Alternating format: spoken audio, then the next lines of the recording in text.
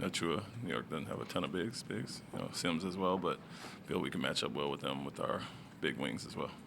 Who's going to start for Fred? Tari and Jay Sean for Alpy and Fred.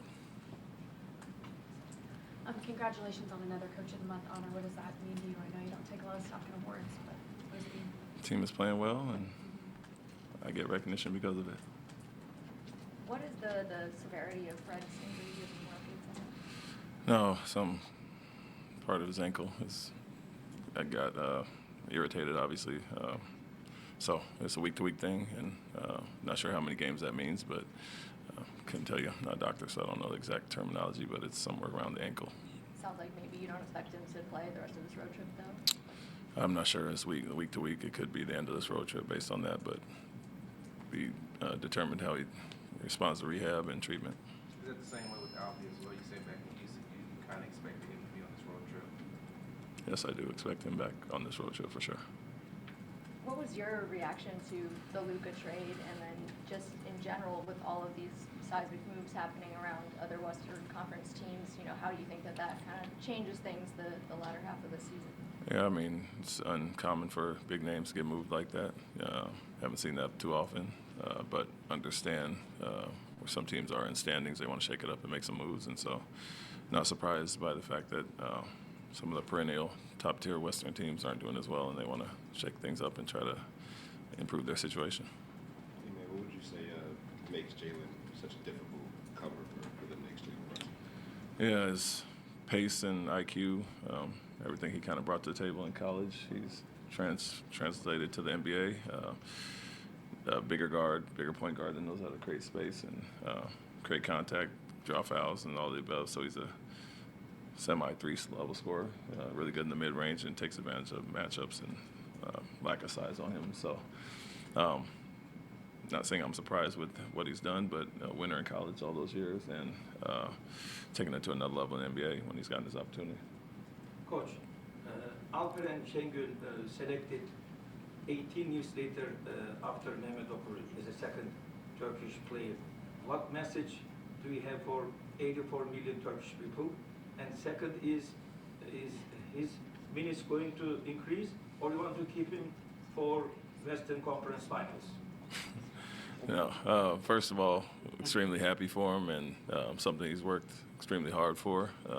See the growth over the years since I've been here, and even before that. And one of his goals, and obviously the way he's impacted our team with the winning, he's receiving the recognition for that. And so we all understand what winning does for all of our guys, and he's a recipient, but he'll tell you it's just as much as guys believing in him and putting the faith in him to do what he does, but he's shouldered the load at times, and so extremely happy for him. We know not only us, but the whole Turkish community is extremely proud of him, and yeah, it's a big deal when it's been 18 years, and you had some really good players, in the 90s, early 2000s, and he's kind of carrying the torch as far as that. And so I've said it before, and my coaches that have gone to Turkey with him see the reception he gets and can't walk down the street. And so, a guy that carries this country with pride.